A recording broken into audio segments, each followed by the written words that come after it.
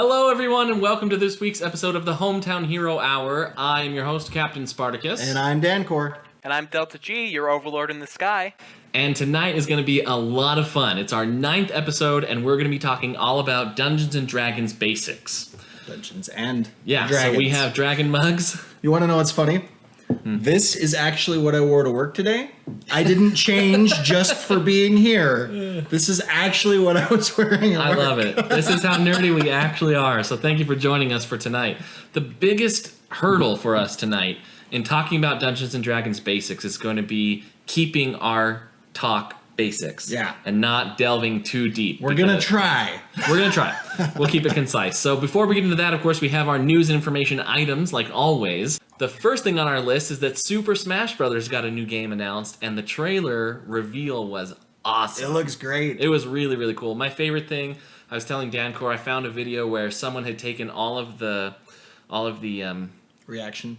Yeah, someone had taken all of the reaction videos, all of the face cams, and put them in a grid with the trailer in the middle and synced it all up. So right as it focuses on the person's eye and shows the Smash Bros. Logo all on fire, you just saw everyone lose their minds, and it was really, really cool. So that's awesome. Yeah, I'm super excited because one of the little Easter eggs that I saw in there is it looks like, obviously they have Mario and they have Link. Yeah, right. But it looks like this is going to be Breath of the Wild Link. That would be cool. So it's going to be a little different. Yeah. I'm excited. So do you think it'll just be a different skin, or do you think you'll have some Breath of the Wild abilities, or? I don't know. I mean, it's all just speculative. Yeah. At this point, I would like to see them have some of the things that they had in Breath of the Wild and have some different abilities. That'd be cool. And I suspect that Classic Link would come back as another playable character. Oh, that'd be cool. Because there's too many people that have played as Link that would want that moveset still. Yeah. In Super Smash Brothers, my main was Star Fox.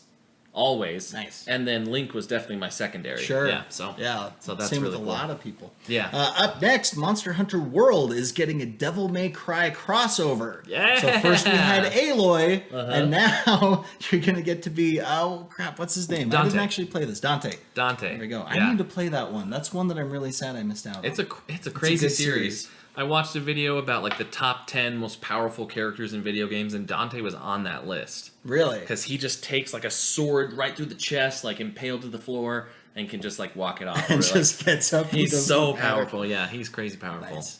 Next on our list is that just today there was the first official trailer dropped for Fantastic Beasts and Where to Find Them, or Fantastic Beasts: Crimes of Grindelwald. I'm not 100% sure on what the title is. Fantastic Beasts: Crimes of Grindelwald. Yeah. And I don't know a lot about it, but the trailer dropped this morning, and I know that Jude Law is going to be playing young Dumbledore. Interesting. And he was in quite a bit of the trailer. I'm really looking forward to seeing more of Dumbledore's story, because he's one of my favorite characters in Harry Potter. I mean, it's hard to... It would be a lot shorter list to say who's not a favorite character of mine in Harry Potter. right? But... yeah, getting to learn more about young Dumbledore will be really, really fun. Very cool. Yeah. All right. Well, and some kind of good news, but based off of something really bad, I'm sure there's quite a few people that have noticed that their Oculus has stopped working. And it was because of an expired cert that they had as part of their build. It was built into one of their DLLs. So it expired, and everyone's Rifts, including mine, was just broken. You couldn't even run it at all. That's rough. So, Oculus has fixed that, so now you can go and download the update and get everything fixed again, right? Make sure you do that. So, download your stuff because it is fixed. And as a way of saying I'm sorry, they're giving everyone a $15 credit. That's super nice. Go check out the store. Yeah, that's nice. Go claim your $15 credit and go play some more games. I think it's kind of cool of them to say, whoops, sorry, we screwed up. Yeah. Here's a little bit of a kickback. Yeah. I'm not even mad. Right? Yeah. Thanks for the $15. And then last on our list is that this last week, Mark Hamill got his Hollywood Walk of Fame star, which I thought was pretty cool. Well deserved. Yeah. I follow Mark Hamill on Twitter, and so I see a lot of the stuff that he's doing, and that's really, really fun.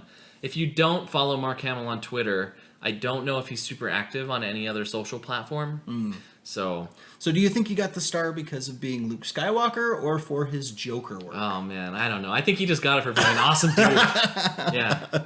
I mean, who doesn't know who Luke Skywalker is? Right. Or the Joker. Yeah, or the Joker. He is the Joker to me. That Yeah. voice is the Joker voice. It's funny though. I'm really, really good at putting voices together with faces, or recognizing people in movies and saying these are like the 3 other movies that they're in. It drives my wife nuts. Every time we watch a movie together, I'm like, oh my gosh, that's this person from this thing. But I still can't picture Mark Hamill when I listen to the Joker. Yeah. That's how good his voice acting is. I can't see him in my head. It's completely different. It's so awesome. Yeah. So, way to go, Mark. I think that's really, really cool. Well deserved. Yeah.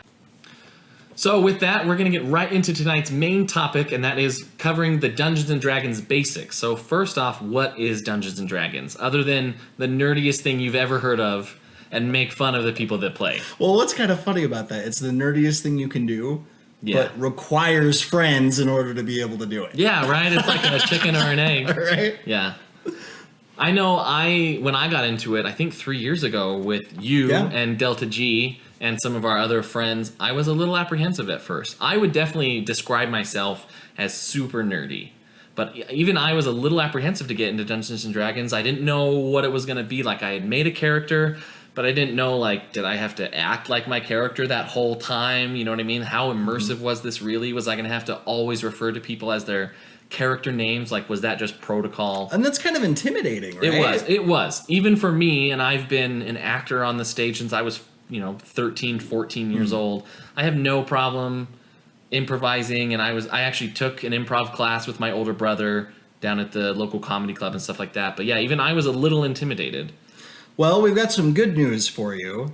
Dungeons & Dragons is a role-playing game, but that doesn't mean that you have to be, like, in character the entire time. Yeah. All you're doing is essentially, it is like playing a video game, but the Dungeon Master is the computer.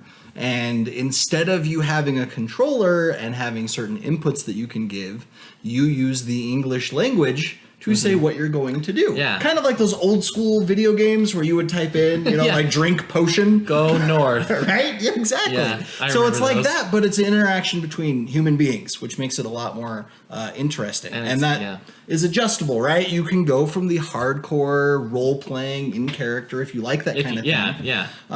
Which you look at, like Critical Role would be a good example of that. Yeah, where they yeah. are voice actors, they're very comfortable doing that, and they're in character most of the time. I think what the major factor that helps in wanting to role play is if you're in a group with friends. If you're comfortable. And if you're comfortable and that's the environment that you want to be in. So, Right. I mean, Critical Role, they've known each other for so long. Of course they don't have any inhibitions about And that's acting also their not characters. representative of everybody. I know that we are doing more role playing in our groups when we're doing stuff, but when we started out, everyone very much didn't. And it was just my character does this thing. So don't let that part intimidate you, and also find a good group of people that you feel comfortable with to kind of get started. Especially your first time, like you said, to get started. And getting started, you don't have to pay a lot of money. That's another fallacy that some people think. Yeah. And so tonight, one of the things that we wanted to do is show you guys what can you do with D&D, start off for free, something you could do today,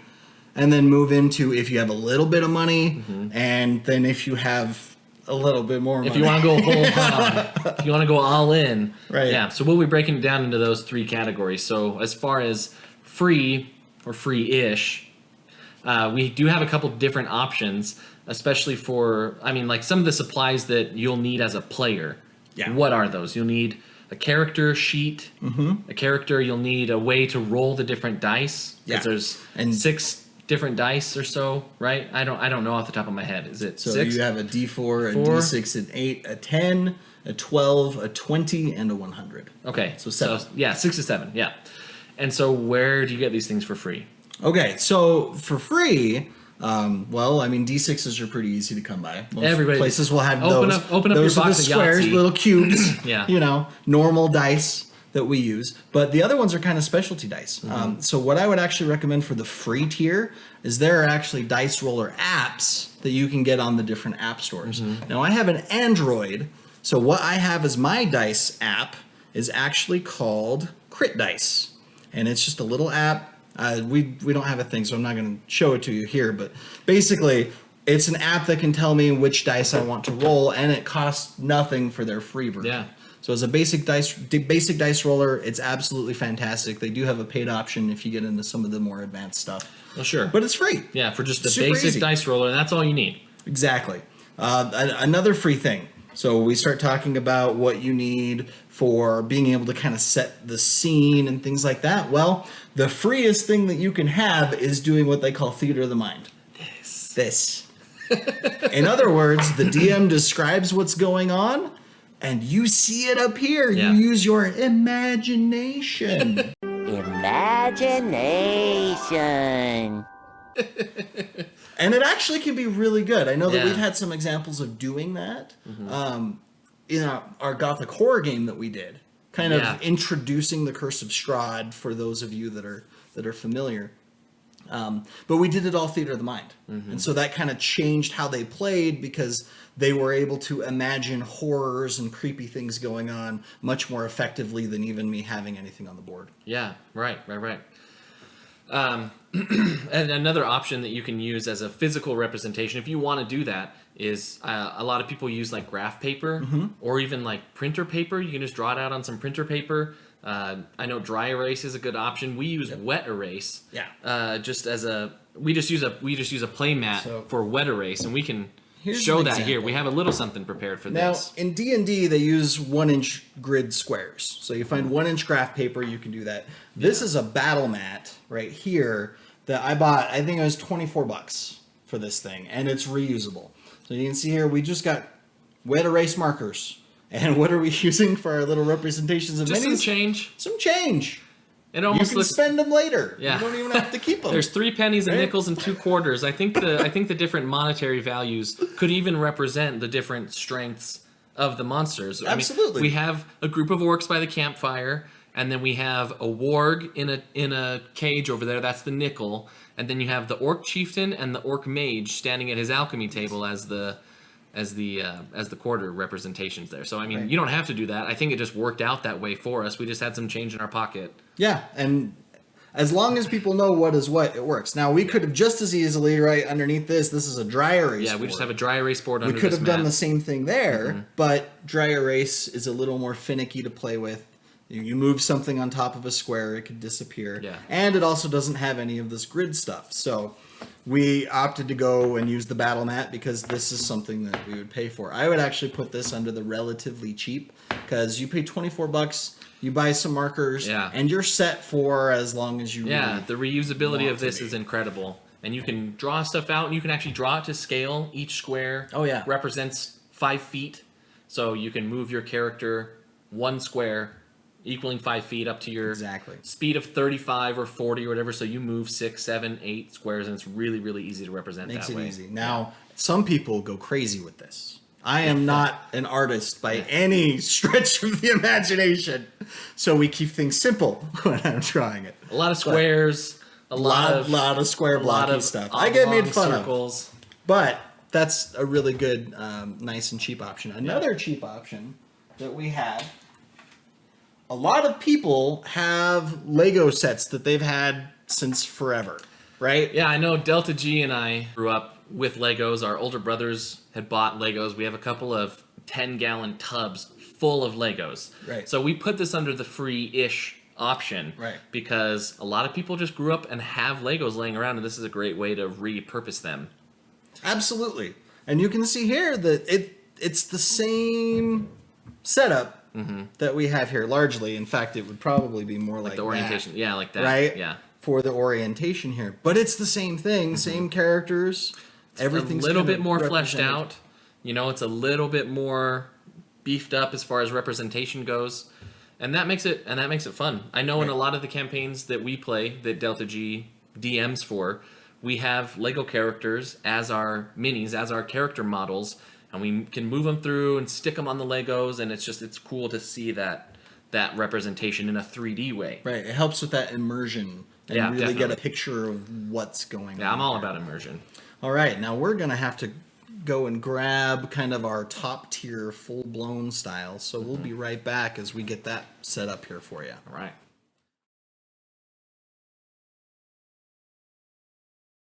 All right, we're back. We've done a little bit of building, so you can see that we've gone through our 2D representation. And again, we did it on a mat, but you can do it on a anything 2D that you draw on. Yeah, some graphing paper. You can do it on Delta G. You can do it on some graphing paper. You could do it on some printer paper. You could do it on a whiteboard, whatever. It's just this is representational of a 2D surface. And then we've got our 3D Lego models that we have here that are a lot of fun. That a lot of people just have Legos around. You can repurpose them, and it's really, really fun. And now we've got our 3D This is the creme de la creme. Yeah, this is like the crown tier. If you're willing to spend money, this is what you get. Yeah, so we've got some Dwarven forged, hand painted set pieces. Yes, right? we've With got our some terrain. of this is some of the mountains things that they've come up with, the Aranthor Mountains. Some of this is actually original Kickstarter 1. This is just a wall from Kickstarter 3. So they do Kickstarters every year, which is a great way to be able to get a lot of this stuff at a cheaper price than when they're, when you actually have to go buy it from the store. Because it's not cheap. Yeah. It's not. If you go in on the Kickstarter, it is cheaper. It is cheaper. But it's still not cheap. Yeah. I highly recommend it. I like it because it helps me with immersion. I'm a very visual person, and being able to see this helps me feel like I'm more a part of things. So Yeah, especially really like to this kind of a scale, to this kind of a quality caliber. it almost feels like watching a movie a little bit, because I can picture everything that's going on and I can see the detail and everything. And it just helps me feel like more into it. This is great, and you can still get the job done and everything. But for me personally, this just kind of helps amp up the experience. Oh yeah, absolutely. So we are going to be using this we are going to be using this high tier 3D representation when we do our encounter sample at the end. Instead of playing a game tonight, we're going to be doing a sample encounter. Yeah, sorry, I didn't mean to interrupt you, right. but I did want to call out what we are using for the tiles here is actually from a company called Rain Studios. These are Terra tiles. Guys, they're not paying me for this. This is in no way sponsored.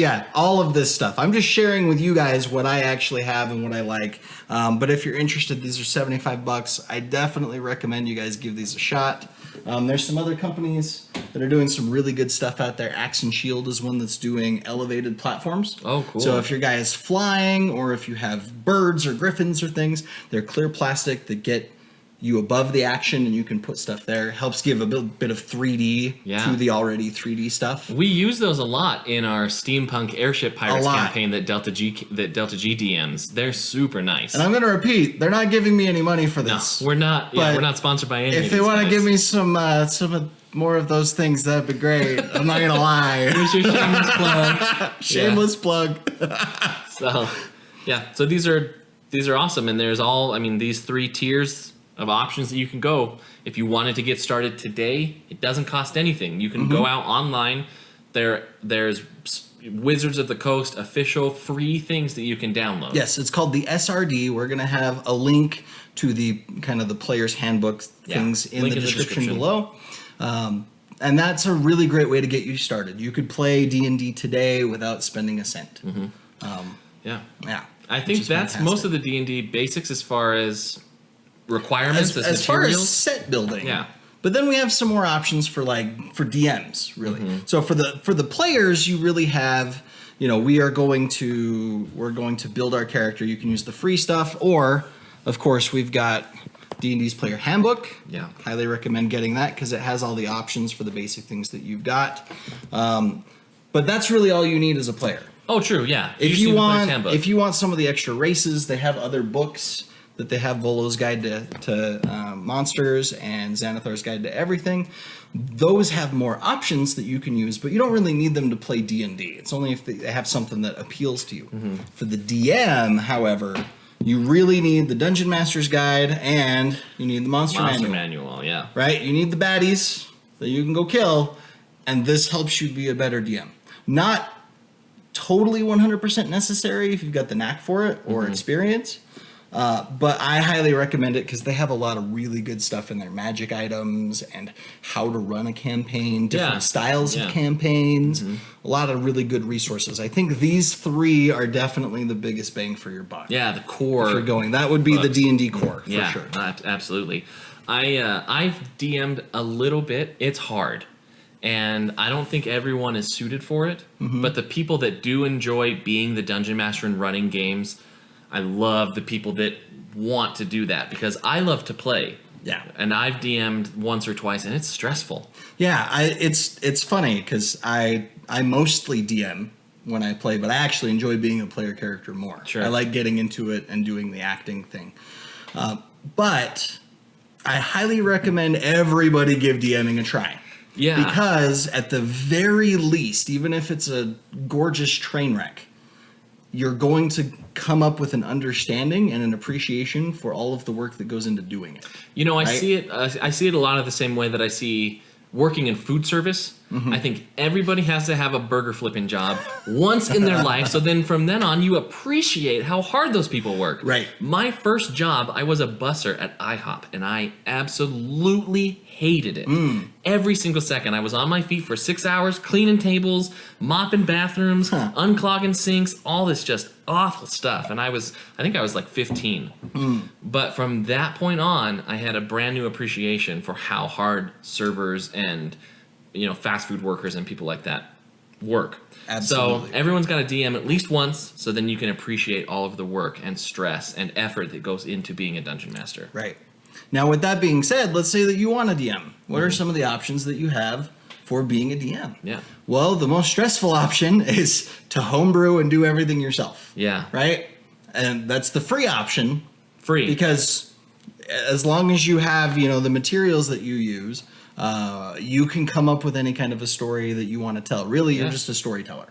Yeah, at that point. That's the role of the Dungeon Master that I like. That's the one that I think I respond to best as a player, is when the Dungeon Master is the storyteller and the players are going through the story. Right. I've also played with some Dungeon Masters where it's you versus the Dungeon Master. It's the players versus the Dungeon Master. Oh, that's and painful. that's stressful, and that's hard, especially when the Dungeon Master is all powerful. He's a god. He can do anything. 'Cause Rocks fall, everybody dies. Exactly, because he controls the story. So if it's conflict with you and the Dungeon Master, then you're not going to have as much fun. Right. But for me, when the Dungeon Master is a storyteller, is the vehicle, and the characters are going through the story, then that's when I have the most fun. Right. So now let's say that you want to DM, but you don't have time to come up with your whole world and do all the world building stuff. Which is fair. That's hard. That's a lot of work. It's a lot of time.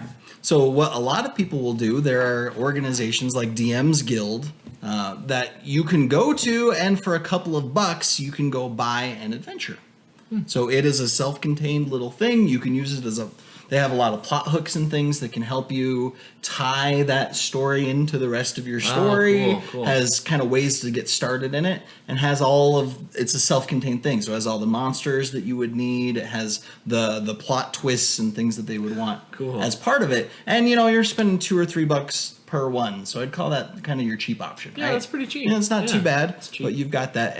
But each one of those is maybe a session or 2 or 3, right? So it covers you depending on how often you play. That's either a few weeks or a few months out. But if you really want to go like a multi-year campaign or have a coherent story through everything, then you're really talking some of the pre-made adventures that Wizards of the Coast actually comes out with. We got some of them up here. Yeah, we do. Curse of Strahd and Out of the Abyss. Ooh. All of these are pre-made adventures that they have that will take you Out of the Abyss is level 1 through level 15. Wow, that's great. The game has 20 levels. Yeah, level 20 20 character is the levels. max. So it takes you through 3/4 of all of the levels in the game. Wow. And that's a book that you can buy for $40. So that's kind of your full blown if you want to go with something that's pre-made, and it has everything that you need self-contained in it. Except for there are references to like the monster manual. They expect you to have the core first, and then you get to expand into everything else. Yeah, and to be fair, most pre-made Wizards of the Coast campaigns don't take you all the way up to level 20, right? They go to level 10 or or I mean sometimes 15, most campaigns don't go to level 20. No, Even most won't. our campaign that we played for 2 years, we only got up to level 15. Right. So Yeah. I think it's more rare than common to go higher than 15. Absolutely. Yeah. Most, I would say 90% of all of the games happen between levels 1 and 10. Yeah, which is kind of crazy because I would think, I mean, and I'm an avid gamer, and I really, I mean, sometimes I think Dungeons and Dragons needs to be more like Diablo for me because I just love the hack and slash and get the gear, but typically it's not like that. Right. And you have to have kind of a paradigm shift that it's not a hack and slash game. You're creating this character that lives in this world, and the most fun I've had is when I've really fleshed that character out. Yeah. And tried to be a character and not a murder hobo or Right. or just playing a class. Because Right. if you just want to play a class, it's not going to be quite as much fun. And again, it comes back to that immersion. Exactly. Yeah, that's where I have the most fun as well. Building a character that is dissimilar to me, right? That's a completely different person, and then thinking about how they would react in the world and interact with the world that's not me. It's a lot of fun, and it's interesting that you can learn a lot from the different characters that you play, especially Yeah. when they are dissimilar. You can learn things about yourself. Things that you would or would not do, or think or don't think. Or are capable of. Right. Yeah, especially if you play some kind of evil character and you're, I don't know. I never burning thought that I would houses be. I never thought I'd be the kind of person that would embezzle from the rest of the group and steal a quarter of all their cash. Never let the rogue handle the money. Never let the rogue be the accountant. Yeah. Ever. So, I mean, it's cool. I played an elf ranger in our campaign, in our first campaign that we played together. And I learned a lot about, leadership and teamwork and synergy in a group from playing that character. It was a lot of fun. Yeah, absolutely. It helped me be more assertive in my life. So we've been talking a lot about characters. Yeah. Right? So let's talk about how we actually go about creating a character. Oh, beep, Because beep, we there's our actually segue. do have some free options that you can use with the SRD. Yeah, they're really great. That are really easy Yeah, to be really able to get nice. something started. So I wanna be able to transition out so we can give these guys some options on the free tier and then Yeah. show what you can actually do when you end up spending some money. Specifically, we're going to be using D&D Beyond and their character builder. Again, they're not paying us for anything. No. But if they want to, give me a call. And we're going to show what you can build. We're going to build a level 1 character Yep. So using the free options. yeah, we'll get that set up and we'll be right back.